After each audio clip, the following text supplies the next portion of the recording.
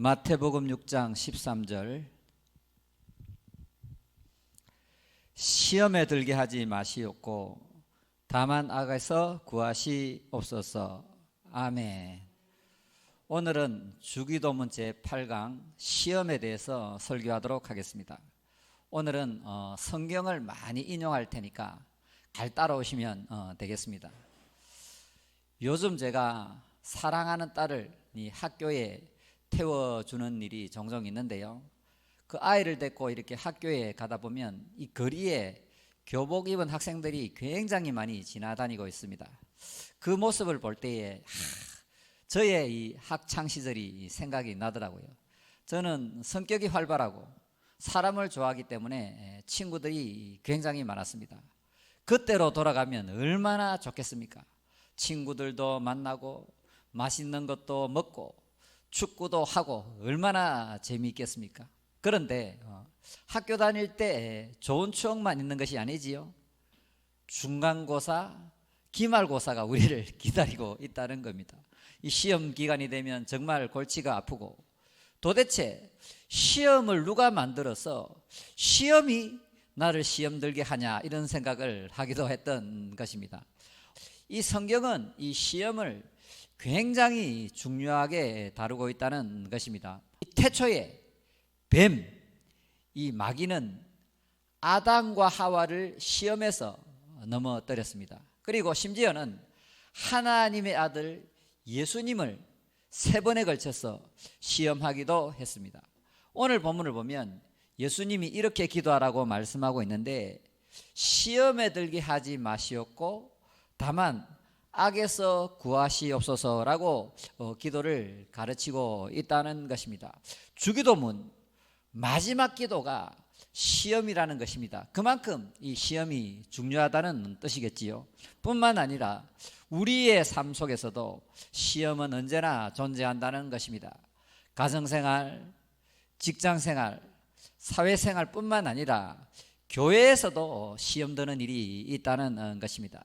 그렇다면 우리가 이 땅을 살아가면서 만나는 시험, 이 시험을 어떻게 대처해야 할까요? 먼저 우리는 성경이 말씀하고 있는 이 시험이 무엇인지 잘 알아야 하겠습니다. 무슨 얘기냐면, 손자병법에 지피지기면 백전백승이다 라는 말이 있는 것처럼, 우리가 이 시험에 대해서 잘 알아야 그 시험에 대처할 수 있다는 것입니다. 시험은 무엇이며, 시험은 누구를 통해서 오는 것이며, 이 시험은 우리에게 어떠한 유익을 주는지 잘 배워야 한다는 것입니다. 우리나라 성경에는 시험 이렇게 한 단어로 사용해서 번역하고 있지만, 사실은 이 단어를 원어로 보면 여러 가지 의미를 포함하고 있다는 것입니다. 먼저 구약의 히브리어에서 이 시험은 베마소트, 시험이라는 뜻을 가지고 있는데, 또 하짜루트라는 단어도 나오는데요, 정연, 깨끗하게 하다, 연단하다, 쇠를 막 두들겨서 단단하게 하다는 의미를 가지고 있습니다. 신약 성경 헬라어를 보면 페이라조라는 단어를 사용하는데, 시험하다, 유혹하다는 의미를 가지고 있습니다. 이 단어를 명사로 사용했을 때는 페이라스모스, 바로 오늘 나오는 이 단어인데, 훈련, 유혹, 도전, 간청, 역경, 이런 의미를 가지고 있다는 것입니다. 그런데 이 시험이라는 단어를 영어 번역을 보면 크게 3가지로 번역하고 있습니다. 이 영어가 이 시험에 대해서 잘 번역하고 있기 때문에 지금 이 시간부터 본격적으로 영어 번역 3가지를 통해서 묵상하도록 하겠습니다. 오늘 이 시간은 시간 관계상 첫 번째 시험, 시련에 대해서 설명하도록 하겠습니다. 첫 번째 영어 번역을 보면 트레이닝, 훈련하다, 디사이플링, 훈련하다 같은 의미인데요, 훈련, 고난, 광야 학교라는 의미를 가지고 있다는 것입니다. 그렇다면 첫 번째 시험, 이 시련은 누구로부터 오냐면 하나님으로부터 온다는 것을 믿으시길 바랍니다. 하나님이 때로는 사람을 사용하시고 마귀를 사용하시고 환경을 사용하셔서 우리에게 시험을 하신다는 것입니다. 그것을 히브리서 12장 5절 이하에 잘 나오고 있는데요, 제가 읽어드리도록 하겠습니다. 내 아들아, 주의 징계하심을, 이 번역이 좀 잘못됐는데요, 혹시 이 디시플린 들어보셨습니까? 디시플린, 훈련하다는 뜻입니다. 주의 징계하심을 경히 여기지 말며 그에게 꾸지람, 리부크, 책망받을 때에 낙심하지 말라. 주께서 그 사랑하시는 자를 징계하시고 훈련하시고 그가 받아들이시는 아들마다 채찍질 하심이라 하였으니 너희가 참음은 훈련을 받기 위함이라. 하나님이 아들과 같이 너희들을 대우하시나니 어찌 아버지가 훈련하지 않는 아들이 있으리요. 훈련은 다 받는 것이너를 너희에게 없으면 사생하여 친아들이 아니니라. 무슨 얘기냐면 하나님의 자녀는 모두가 시험, 훈련을 받게 된다. 예외가 없다. 만일 이 땅을 살아가면서 훈련이 없다면 버린 자식이라고 설명하고 있습니다. 우리가 때로는 사랑하는 자녀들을 위해서 책망하거나 사랑의 매를 대는 것처럼 하나님은 때로는 우리의 인생 속에 사랑의 매 훈련을 하신다는 것입니다. 그러므로 여러분의 인생이 너무나 평탄하면 혹시 버린 자식일 수도 있다는 것입니다. 자신의 인생이 너무 평탄하거나 너무 잘 나갈 때는 과연 내가 버림받은 자식인가 이렇게 생각해야 된다는 것입니다. 다음으로 우리는 시련, 이 훈련의 종류를 살펴보겠는데요, 첫 번째, 우리가 이 땅에서 살아가면서 만날 수 있는 시련은 물질에 관한 시련입니다. 가난, 궁핍, 진로가 막히고 취직이 안 되고 실직을 하거나 부도가 나거나 심지어는 부도가 나서 감옥에 가는 경우가 있는데요, 우리는 눈에 보이는 것, 돈을 너무나도 좋아하고 의지하기 때문에 하나님은 우리 인생 속에 물질의 시련을 보낸다는 것을 믿으시길 원합니다. 두 번째 시련은 뭐냐면 이 건강하고 튼튼하고 잘 나갈 때는 자기만 의지하다가 우리의 건강에 이상이 오게 되면 자신의 연약함과 부족함을 깨닫고 하나님을 의지할 수도 있다는 것입니다. 우리가 인생을 살다 보면 질병이 생기고 혹은 불치병이 생기고 저같이 고질병에 시달리기도 하고 심지어는 살아가다가 교통사고를 만나서 이렇게 다치기도 한다는 거지요. 그것을 통해서 하나님은 우리의 연약함과 부족함과 나약함을 깨닫고 하나님을 바라보라고 그렇게 하시는 때도 있다는 것입니다. 때로는 이 정신적인 병이나 우울증이나 조현병이나 이 뇌를 다쳐서 또 사고가 나서 또 정신적인 고통을 겪는 시련이 있고요, 또 다른 경우는 배우자를 통한 시련. 이 인간이 결혼하기 전에는 해도 별도 달도 다 따준다 그러고 영원토록 나만 사랑한다고 결혼 맹세를 했는데 신혼여행 갔다 오기가 무섭게 이 인간이 남의 편이 되고 평생 왼수가 되고 철천지 평생 왼수가 되어서 나를 괴롭히는 경우도 종종 있다는 것입니다. 때로는 이 자녀들 때문에, 이 자녀 농사가 얼마나 힘들겠습니까? 우리 아버지는 항상 그러더라고요. 내가 인생을 살아보니까 자녀 농사가 가장 힘들구나. 자, 또는 어떤 시련이 있냐면 인간관계를 통한 시련이 있습니다. 직장생활, 사회생활 뭐 이런 거 하다 보면 이 인간관계, 또 교회에 오면 이 성도끼리 또 갈등이 있을 수 있고, 또 목회자를 잘못 만나면 이 목회자 때문에 굉장히 시험을 겪을 수도 있다 하는 거지요. 자, 또 우리가 인생을 살아가다 보면 영적인 시련, 분명히 이 예수님 만나고 뜨겁고 행복하고 사명받고 주의 나라를 위해서 헌신할 것 같았는데 그 기간이 1년 지나고 2년 지나고 3년 지나면 시들어버려요. 어떨 때는 하나님이 나와 함께 하지 않는 것 같고 탈진하고 영적인 암흑에 빠지고 심지어는 엘리 엘리 라마 사막다니, 하나님 하나님 나를 도대체 버리셨습니까? 그럴 정도로 심한 영적인 침체를 겪기도 합니다. 이 지독한 영적 침체 암흑을 겪게 되면 하나님의 존재를 의심하고 내가 구원받았다는 것도 의심하고 살 소망이 사라지는 그런 영적인 암흑까지 가는 경우도 있다는 것입니다. 다음으로 살펴볼 것은 뭐냐면, 그렇다면 하나님께서 우리의 인생 속에 왜 이런 시련, 광야학교, 고난을 허락하시는 목적이 무엇인가? 다양한 목적이 있는데요, 오늘은 특별히 몇 가지만 한번 살펴보도록 하겠습니다. 하나님께서 우리의 인생 속에 왜 시련을 보내시고 허락하시느냐? 첫 번째, 우리의 유익을 위해서. 히브리서 12장 10절에 그들은 잠시 자기 뜻대로 우리를 징계하였거니와, 여기서 말하는 그들은 우리의 육신의 아버지입니다.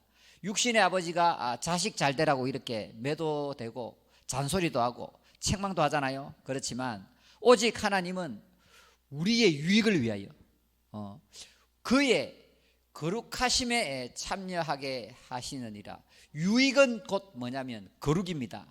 신의 성품, 하나님의 형상, 우리가 잃어버렸던 하나님의 형상을 회복하기 위하여 우리를 징계한다고 말씀하고 있습니다. 우리의 신앙의 목적, 우리가 구원받은 후에는 잘 먹고 잘 살고 잘 나가고 성공하고 이게 아닙니다. 우리를 구원하신 하나님의 목적은 신의 성품, 하나님의 형상을 회복하는 것, 곧 예수 그리스도의 인격과 삶을 닮아가는 것이라고 할 수 있습니다. 하나님은 우리에게 유익한 것, 우리가 예수 그리스도의 성품을 닮아가도록 하기 위해서 우리에게 시련을 보내신다는 것입니다. 그러므로 우리 신앙의 목표는 성공이 아니라 성품입니다.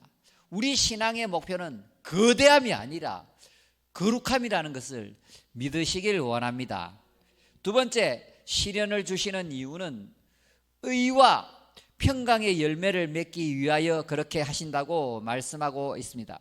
히브리서 12장 11절에 무릇 훈련이 당시에는 즐거워 보이지 않고 슬퍼 보이나 후에 그로 말미암아 연단받은 자들은 의와 평강의 열매를 맺느니라. 이 의라는 것은 예수님이 나를 통치하셔서 예수님의 거룩한 성품과 삶이 나오도록 하는 것이고, 평강은 여러분도 다 아시다시피 이 마음의 샬롬, 헬라어로 에이레네, 우리 마음이 어떠한 환경 속에서도 평안한 것을 말합니다. 하나님은 우리에게 의와 평강의 열매를 맺게 하기 위해서 때로는 우리에게 시련을 허락하시기도 한다는 것입니다.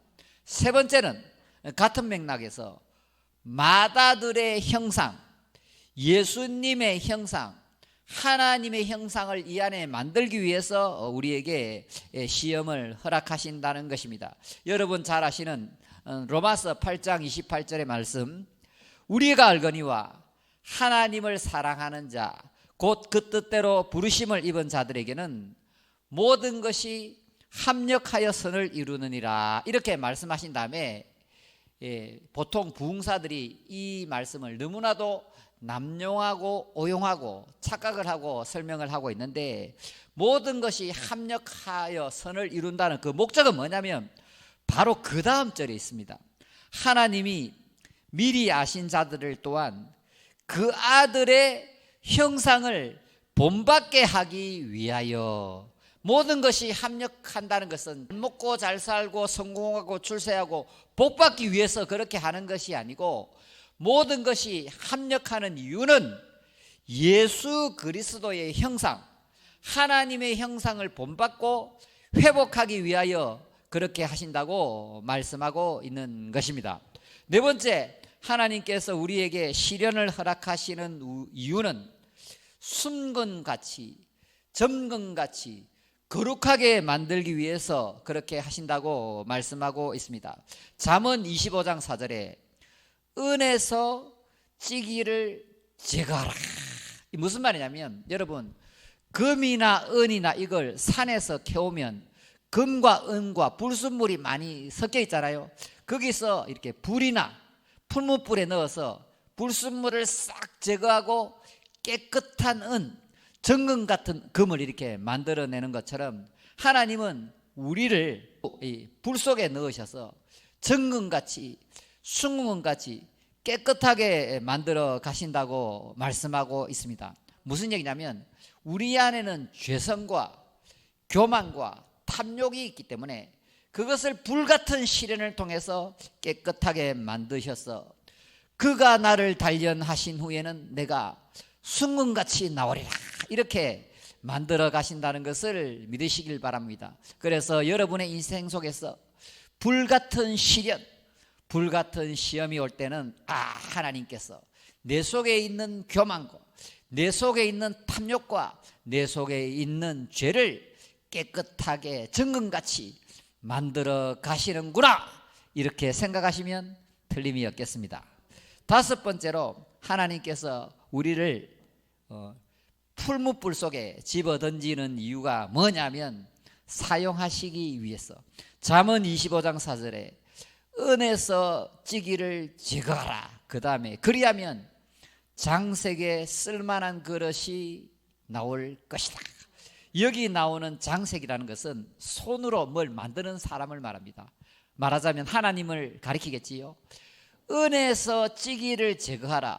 탐욕과 교만이 제거된 사람은 하나님께서 쓸만한 그릇으로 만드시고 그에게 복을 부어주셔서 복음의 통로로 사용한다고 말씀하고 있는 것입니다. 그러므로 여러분 이 고난의 풀무불 속에서 실망하거나 절망하거나 낙심하지 마시고 하나님께서 나를 사용하시기 위해서 나를 깨끗한 그릇으로 만들어 가시구나 이렇게 믿으시면 틀림이 없겠습니다. 여섯 번째, 하나님께서 내 인생 속에 왜 시련을 허락하시느냐. 하나님은 나를 낮추시기 위해서. 신명기 8장 2절 3절에 내 하나님 여호와께서 이 40년 동안에 내게 광야의 길을 걷게 하신 것을 기억하라. 이는 너를 낮추시며 너를 시험하사 내 마음이 어떠한지 그 명령을 지키는지 지키지 않는지 알려 하지 아심이라. 너를 낮추시며 너를 줄이게 하시며 이렇게 하신 것은 하나님께서 우리의 마음을 낮추기 위해서. 사랑하는 여러분, 인간이 타락하고 맨 먼저 이 안에 생긴 죄가 바로 교만입니다. 하나님은 이 인생 동안 이 인생의 풀무불 속에서 철저하게 우리를 낮추어 간다는 것을 믿으시길 바랍니다. 우리는 자꾸 높아지기를 원하고 하나님은 우리를 낮추기를 원하니까 우리의 실존이 이 현실이 괴롭게 와 닿는다는 거지요.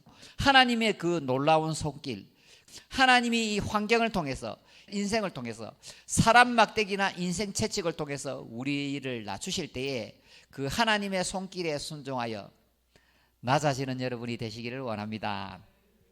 일곱 번째, 하나님은 시련을 통해서 광야를 통해서 순종을 가르치십니다. 하나님은 순종하는 사람을 만들기 위해서 고난의 풀무불을 허락하신다는 것입니다. 아까 읽은 말씀, 내 하나님 여호와께서 이 40년 동안에 내게 광야의 길을 걷게 하신 것을 기억하라. 이는 너를 낮추시며 너를 시험하사 내 마음이 어떠한지 그 명령을 지키는지 안 지키는지 알려 하심이라.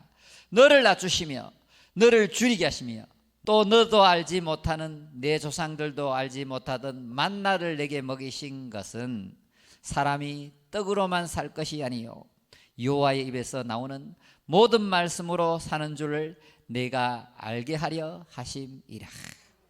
하나님께서 우리에게 시련을 주시는 이유는 뭐냐면 마음을 낮춘 다음에 하나님의 말씀에 순종하는 사람이 되도록 하기 위해서 그렇게 하신다고 말씀하고 있습니다. 우리는 불순종의 DNA, 아담의 피를 물려받았습니다. 우리는 가만히 두면 계속해서 죄로 가고 하나님의 뜻, 하나님의 말씀에 불순종하려는 악하고 타락한 본능이 있는데 하나님은 광야를 통해서, 광야 학교를 통해서 자꾸 우리를 훈련하셔서 불순종의 사람을 순종의 사람으로 만들어 가신다고 말씀하고 있는 것입니다. 8번째, 하나님께서 우리에게 왜 광야 학교 시련의 풀무불을 보내시느냐면 바로 마침내 복을 주시기 위해서 그렇게 하신다고 말씀하고 있습니다. 신명기 8장 15절 16절에 보면 내 조상들도 알지 못하던 만나를 광야에서 내게 먹이셨나니 이는 다 너를 낮추시며 너를 시험하사 마침내 복을 주려 하심이라. 여기서 이 복을 주려 하심이라, 이 야타브라는 동사는 좋게 만들다, 잘되게 하다는 뜻을 가지고 있는 것입니다. 하나님은 우리를 구원하신 다음에 우리를 자급하셔서 우리의 마음이 낮아지면 그 낮아진 마음속에 하나님께서 놀라운 은혜와 복을 주시고 우리의 환경의 길도 열어주셔서 우리가 하는 일에 범사의 복을 주시고 그 다음에 복음의 통로, 빵의 통로로 사용하신다는 것을 믿으시기를 원합니다. 그래서 고생으로 끝나는 것이 아니고 하나님은 하나님이 원하는 분량만큼 우리가 낮아지면 주 앞에서 낮추라, 그리하면 다시 우리를 들어 올려 사용하시는 좋은 분이라는 것을 믿으시기를 원합니다. 9번째, 하나님께서 우리에게 왜 시험을 허락하시느냐? 영원한 나라에 들어갈 때 칭찬과 영광과 존귀함을 주기 위해서 그렇게 하신다고 말씀하고 있습니다. 자, 베드로전서 1장 6절 7절 그러므로 너희가 이제 여러 가지 시험으로 말미암아 잠깐 근심하게 되지 않을 수 없으나 오히려 크게 기뻐하는도다. 너희의 믿음의 확실함은 불로 연단하여도 없어질 것보다 더 귀하여 예수 그리스도께서 나타나실 때에 칭찬과 영광과 존귀를 얻게 할 것이니라. 아멘. 그러니까 우리가 이 땅에서 잠시 고난을 받지만 그 고난과 시련과 훈련을 통해서 예수 그리스도께서 이 땅에 재림하시면 우리가 영원한 나라에 들어가는데 그때에 칭찬과 영광과 존귀의 상을 받는다고 말씀하고 있는 것입니다. 그러면 이 땅에서 잘 먹고 잘 사는 것이 좋을까요? 아니면 영원한 나라에서 영원토록 칭찬과 존귀와 영광을 얻는 것이 좋을까요? 어느 것이 좋겠습니까? 잘 생각해 보시기를 바랍니다. 그렇다면 우리가 이 시련을 대하는 태도가 어떠해야 되는가? 우리가 하나님의 자녀로서 이 땅을 살아가면서 반드시 이 시련을 만나게 되는데 그 고난을 어떻게 대처할 것인가? 어떠한 자세가 중요하냐면 첫 번째, 고난이라는 것은 나만 당하는 것이 아니다. 마가복음 8장 34절에 무리와 제자들을 불러 이르시되 누구든지 나를 따라오려거든 자기를 부인하고 자기 십자가를 지고 나를 따를 것이니라. 아멘. 예외가 없습니다. 누구든지 예수님의 제자가 되는 사람, 예수님을 따라가는 사람은 자기 자신을 부인하고 자기 십자가를 지고 시련을 각오하고 고난을 각오하고 아픔을 각오하고 따라오라고 말씀하고 있는 것입니다. 그러니까 여러분이 시련이 왔을 때, 고난이 왔을 때 첫 번째 태도는 뭐냐면 나만 당하는 것이 아니다. 유대인의 이야기에 보면 이 슬픔의 나무라고 있는데요. 자, 어떤 사람이 너무나도 큰 슬픔, 도저히 감당하지 못할 시련을 겪게 되면 천사가 찾아온대요. 그리고 그 사람을 데리고 슬픔의 나무가 있는 곳에 데리고 간다요. 그래서 네가 가지고 있는 모든 슬픔을 이 나무에 걸어라. 그 다음에 그 나무를 바라보란대요. 그 나무에 보면 수많은 사람들이 감당하지 못할 슬픔과 시련을 걸어놨대요.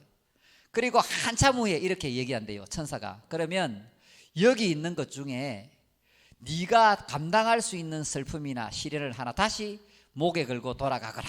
그런데요. 그러면 그 사람이 자기가 가지고 온 슬픔과 시련을 내려놓고 내가 감당할 수 있는 슬픔이나 시련이 뭘까?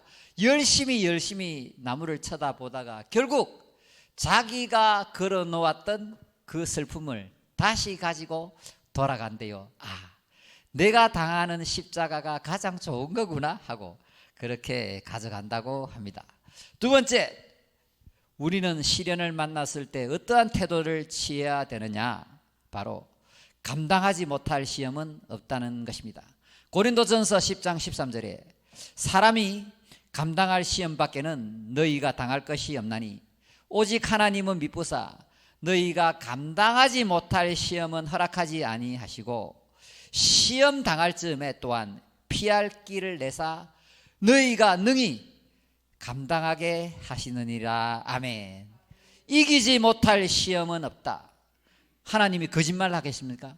하나님은 그의 말씀, 약속을 반드시 이루실 줄 믿습니다. 그러므로 이 말씀대로 하나님은 감당하지 못할 시험은 허락하지 아니하신다. 반드시 이기게 하신다. 믿을 것인지 말 것인지 여러분의 믿음대로 될 줄 믿습니다. 그러므로 이기지 못할 시험은 없다. 감당하지 못할 시험은 없다. 믿음으로 전진하는 여러분이 되시기를 원합니다. 세 번째로, 시험을 만났을 때, 시련을 당할 때 어떠한 자세를 취해야 하느냐? 아무리 어렵고 힘든 고통 중이라도 하나님이 나와 함께 하신다. 시편 23편 4절에 내가 사망의 음침한 골짜기를 다닐지라도 해를 두려워하지 않을 것은 주께서 나와 함께 하심이라. 주의 지팡이와 막대기가 나를 안위하시는 도다. 아까 찬송했잖아요. 여러분이 아무리 어렵고 힘든 시험을 지날지라도 임마누엘, 하나님은 우리와 언제나 함께 하시고 하나님의 사랑은 거친 풍랑 속에서도 우리를 꼭 붙잡아 주는 줄 믿습니다. 그러므로 우리가 아무리 어렵고 괴롭고 힘든 시련, 그런 시험 중에도 하나님이 나와 함께 하시기 때문에 능히 이 시험을 이길 수 있다는 것을 믿으시길 원합니다. 네 번째로, 우리가 시험을 만났을 때 어떠한 자세를 취해야 하는가? 현재의 고난은 장차 나타날 영광과 좋게 비교할 수 없도다. 할렐루야. 지금 내가 잠시 고통을 당하지만 앞으로 미래에 영원한 나라에 받을 영광은 좋게 비교할 수 없도다. 이런 마음으로 시험을 대해야 한다는 것입니다. 다섯 번째로, 같은 맥락에서 고진감래라는 거지요. 고진감래, 고난 뒤에는 놀라운 회복이 있다는 것을 믿으시기를 원합니다. 제가 너무나도 좋아하는 말씀인데요, 제가 아프고 힘들고 괴롭고 이렇게 얼굴이 이렇게 망가지도록 고통을 당할 때마다 제가 항상 이 말씀을 묵상합니다. 그 노여움은 잠깐이요 그 은총은 평생이로다. 저녁에는 울음이 깃들지라도 아침에는 기쁨이 오리라다. 할렐루야. 이 말씀을 제가 얼마나 좋아하느냐면 이 말씀을 붙들고 이기고 또 이기고 버티고 버티면서 이렇게 살아왔는데 지금은 좀 살만합니다. 할렐루야. 예, 그러니까 그 노여움은 잠깐이요, 시련은 잠깐이요, 은총은 평생이라는 것을 믿으시길 원합니다. 사랑하는 여러분, 이 신앙생활이라는 것은 동굴을 들어가는 것이 아니고 터널을 지나는 겁니다.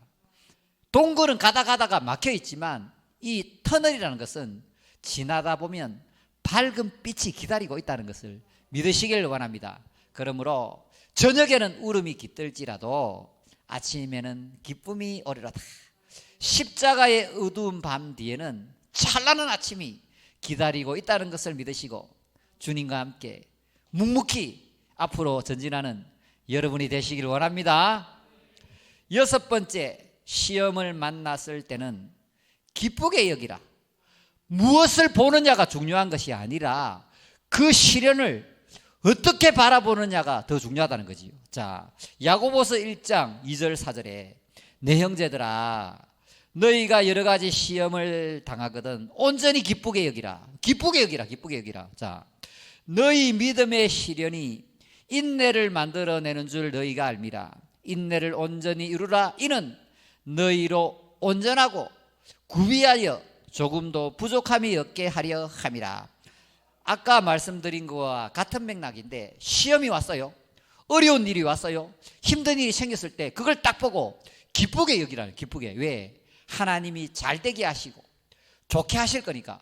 하나님이 이 시련을 통해서 나의 그릇을 깨끗하게 크게 만드시고 나를 예수님의 형상, 하나님의 형상으로 깨끗하게 만드셔서 나를 사용하시고 먼 미래에는 칭찬과 존귀와 영광을 얻게 하실 거니까, 그러므로 당장의 시련과 고통 때문에 절대 기죽지 마시고 지금 내가 하나님의 놀라운 섭리 속에 있다는 것을 믿으시기 바랍니다.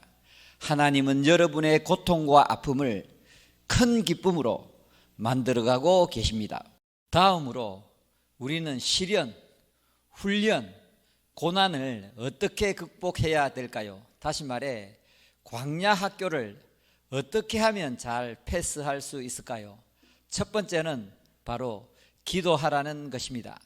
예레미야 33장 3절에 너는 내게 부르짖어라 내가 내게 응답하겠고 네가 알지 못하는 크고 은밀한 일을 내게 보이리라고 말씀하고 있습니다. 여기서 하나님은 우리의 방법대로 응답하시는 것이 아니고 하나님의 방법, 우리가 알지 못하는 방법, 하나님의 크고 은밀한 방법으로 응답하신다고 말씀하고 있는 것입니다. 또한 역대하 7장 13절 14절을 보면 혹 내가 하늘을 닫고 비를 내리지 아니하거나 혹 메뚜기들에게 토산을 먹게 하거나 혹 전염병이 내 백성 가운데 유행할 때에 우리로 치면 21세기로 치면 경제적인 어려움을 당하거나 질병으로 고통을 당하거나 전염병으로 인해서 국가적인 재앙이 있을 때는 이런 뜻입니다. 그때에 내 이름으로 일컫는 내 백성이 그 악한 길에서 떠나 스스로 낮추고 기도하여 내 얼굴을 찾으면 내가 하늘에서 듣고 그들의 죄를 사하고 그 땅을 고칠지라. 너무나도 유명한 말씀인데요. 자, 우리는 너무 교만하기 때문에 나의 생각, 나의 방법, 내가 원하는 대로 인생을 살려야 합니다. 또한 우리는 이 세상살이 때문에 너무나도 바쁩니다. 돈 때문에, 일 때문에, 자식 때문에, 사업 때문에, 심지어 목회한다고 너무나도 바쁘다는 거지요. 그와는 반대로 하나님은 우리와 만나고 싶어 합니다. 그래서 하나님은 우리의 삶의 자리, 우리의 인생 속에 고난을 통해서 우리를 부르시는 겁니다. 그래서 우리가 고난을 만나고 시련을 만나고 어려움을 만났을 때는 그 하나님의 신호를 깨닫고 빨리 기도의 자리로 나와야 됩니다. 안 될수록 기도하고 막힐수록 기도하고 힘들수록 기도하고 아플수록 기도해야 됩니다. 그러면 하나님이 우리를 만나주시고 우리의 길은 열리게 된다는 것입니다. 두 번째, 우리가 시련을 극복하기 위해서는 주의 말씀을 의지해야 합니다. 시편 107편 19절 20절에 이에 그들이 그들의 고통 때문에 여호와께 부르짖음에 그가 그들의 고통에서 그들을 구원하시되 그가 그의 말씀을 보내어 그들을 고치시고 위험한 지경에서 건지시는 도다. 그래서 하나님은 우리가 고통으로 인해서 부르짖으면 우리를 구원하시는데 말씀을 보내어서 우리를 위험한 환경에서 건지신다고 말씀하고 있습니다. 그러므로 우리가 이 땅을 살아가면서 어렵고 힘들고 괴로운 시련을 만났을 때는 더욱 말씀에 집중해야 한다는 것입니다. 특히 예배에 잘 참석하고 예배 시에 선포되는 말씀, 설교를 잘 들어야 합니다. 하나님은 질서의 하나님이시고 로고스의 하나님이십니다. 하나님은 이 우주 만물을 자신이 만든 영원법으로 통치하고 계신다는 것입니다. 그래서 하나님은 주로 말씀을 전하는 설교자를 통해서 여러분에게 하나님의 뜻을 전달하시고 여러분의 마음을 만지신다는 것입니다. 여러분이 신앙생활 하는 데 있어서 이런 부분을 잘 알아야 되는데요. 하나님은 여러분의 삶의 자리에 찾아가셔서 시련이나 고난이나 아픔을 통해서 여러분을 훈련하십니다. 그때에 하나님은 말씀을 전하는 종, 설교자를 통해서 여러분에게 전해야 될 말씀을 미리 준비하게 하십니다. 그리하여 하나님은 여러분에게 하나님의 뜻을 전달하시고 여러분의 마음을 만지시고 여러분이 좀 고쳐줘야 될 부분을 알려주시고 여러분을 변화시키시고 성장시키시고 성숙한 인격으로 만들어 가신다는 것입니다. 그러므로 목이 곧고 마음을 완악하게 하여 하나님의 말씀 설교를 듣지 아니하면 인생도 망치고 광야 생활 졸업도 못할 수도 있다는 것입니다. 저의 경우에도 마찬가지입니다. 제가 비록 목사지만 이 땅을 살아가면서 목회를 하면서 어렵고 힘들고 괴로운 일을 만나게 된다는 것입니다. 그럴 때마다 저는 어김없이 말씀이 있는 곳을 찾아가거나 우리 선배 목사님들의 설교를 계속해서 반복해서 들으면서 하나님의 뜻을 찾고 하나님의 인도하심을 구하게 된다는 것입니다. 그러므로 사랑하는 여러분, 어렵고 힘들고 괴로울수록 주의 말씀을 찾고 주의 말씀을 사모하고 주의 말씀에 집중해야 된다는 것입니다. 세 번째, 광야 학교를 졸업할 수 있는 비결은 무엇이냐? 절대 포기해서는 안 됩니다. 갈라디아서 6장 9절에 우리가 선을 행하되 낙심하지 말지니 포기하지 아니하면 때가 이름에 거두리라. 아멘. 제가 이 말씀을 너무나도 좋아합니다. 제가 이 말씀을 정말 내 생명의 말씀처럼 붙들고 살아오고 있는데요. 자, 우리가 선을 행하되 낙심하지 말지니 포기하지 아니하면 때가 이름에 거두리라. 여러분, 제가 영화 한 편 소개시켜 드리는데요. 소울 서퍼라는 영화를 꼭 보시길 바랍니다. 특히 젊은 분들은 봐야 돼요. 이 베서니 해밀턴이라는 사람이 이 서퍼인데요. 이 서퍼 연습하다가 팔이 하나 잘려요. 그래서 인생을 다 포기했다가 하나님의 은혜로 재기해서 재기의 여왕이 되어서 전 세계를 다니면서 희망을 잃은 사람에게 용기를 주는 영화인데요. 정말 감동적입니다. 이 베서니 해밀턴이 멋진 말을 합니다. 포기는 패배자의 변명일 뿐이다. 아이들하고 이 영화를 꼭 보시길 바랍니다. 자, 네 번째, 잘 참고 기다리라. 시편 37편 7절에 여호와 앞에 잠잠하고 참고 기다리라. 미국의 16대 대통령 아브라함 링컨이 가장 많이 묵상했던 말씀이 바로 이 말씀, 여호와 앞에 잠잠하고 참고 기다리라. 사랑하는 여러분, 이 미국의 아브라함 링컨 대통령이 얼마나 많은 실패와 시련을 겪었습니까? 그가 무려 인생의 큰 실패만 27번 겪었다고 전해지고 있는데요. 그 외에도 많은 아픔과 실패와 시련과 고난과 조롱을 겪었겠습니까? 그 모든 실패를 다 극복하고 하나님의 사람이 되어서 흑인 노예를 해방하고 하나님께 크게 영광 돌리고, 지금도 미국 사람들이 가장 존경한 대통령이 아브라함 링컨인데, 그 사람이 그런 위대한 하나님의 사람이 될 수 있었던 그 비결이 뭐냐면 시편 37편 7절 여호와 앞에 잠잠하고 참고 기다리라. 여러분 한번 따라하겠습니다. 신앙이란 버티는 거다. 신앙이란 버티는 거다. 인생이란 버티는 겁니다. 믿습니까? 이 말씀 잘 붙드시고 여호와 앞에 잠잠하고 참고 기다려서 인내의 승리를 이루는 여러분이 되시기를 원합니다. 이제 진짜 마지막으로 광야 학교는 언제 끝나는가 궁금하지요? 자, 여러분의 광야 학교 안 끝내고 싶습니까? 광야 생활 계속하고 싶습니까? 계속하고 싶습니까? 자, 이 광야 학교 어떻게 졸업하는가? 자, 비밀이 있습니다. 히브리서 12장 11절에 무릇 징계가 당시에는 즐거워 보이지 않고 슬퍼 보이나 후로 그로 말미암아 연단받은 자들에게는 의와 평강의 열매를 맺느니라. 여기서 의는 뭐냐면 예수님이 나를 통치하는 것을 말합니다. 나의 옛사람은 죽고 새 사람이신 예수님이 나를 다스리는 것을 의라고 합니다. 니카요스네. 그래서 나의 생각과 고집과 자존심은 이제 좀 사라지고 예수님이 나를 온전하게 통치하게 되면 내 안에서 의의 열매가 맺히면서 광야 학교를 졸업합니다. 여러분, 여러분이 변해야 광야가 사라집니다. 여러분이 변해야 환경이 바뀝니다. 여러분이 바뀌어야 남편도 변하고 다른 사람도 바뀝니다. 아멘. 내 안에서 예수님의 통치가 이루어질 때 광야 학교 졸업한다는 것을 믿으시길 바랍니다. 다음으로 예수님의 통치가 내 마음에 이루어지면 내 마음에 평안이 임합니다.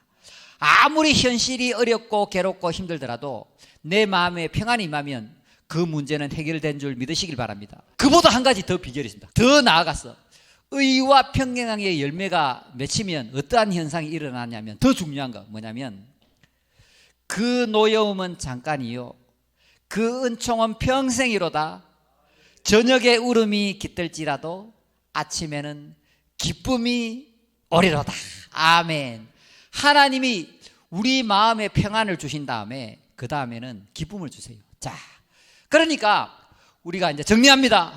잘 들으세요. 자, 우리가 인생을 살아가다가 시련이나 환난이나 고난이나 광야를 만나게 되면 우리는 하나님을 찾아와서 기도하게 됩니다.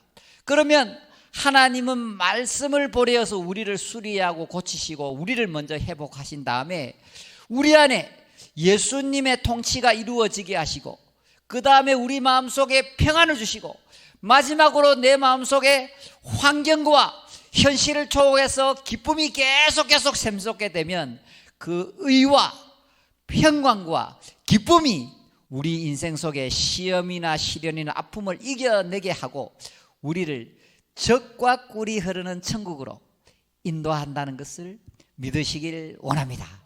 자, 그러므로 사랑하는 여러분, 여러분이 어려움을 만났을 때 재빨리 예배의 자리로 나오셔서 기도하고 말씀을 들을 때에 하나님께서 여러분 마음속에 의와 평강의 열매를 주시고 더 나아가서 기쁨이 샘솟도록 하셔서 정말 예수님을 기뻐함을 통해서 환경과 현실을 이겨나갈 수 있는 믿음과 소망을 허락하신다는 것을 믿으시길 원합니다. 한 번만 더 정리할까요? 자, 다시 마지막으로 딱 한 번만 정리합니다. 자, 우리가 인생을 살아가면서 시련이나 시험이나 아픔이나 고난이나 환난을 만났을 때 우리가 재빨리 예배당에 나오가야 되면 하나님을 찾고 마음을 낮추고 기도하게 되면 하나님은 말씀을 통해서 우리를 만지십니다.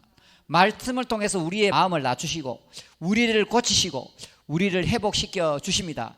그렇게 되면 우리 마음속에 믿음이 생기고 의와 평강의 열매가 생기고 예수님의 통치함, 예수님의 다스림을 온전하게 받게 되는데 예수님의 다스림을 온전히 받게 되면 현실과 환경을 초월해서 예수님을 인해서 기뻐하면서 기쁘게 하루하루 살아가다 보면 우리의 삶 속에 실제적으로 젖과 꿀이 흐르는 가나안 땅, 천국이 임하고 그것을 누리면서 전하면서 일평생 행복하게 살아가게 된다는 것입니다. 할렐루야!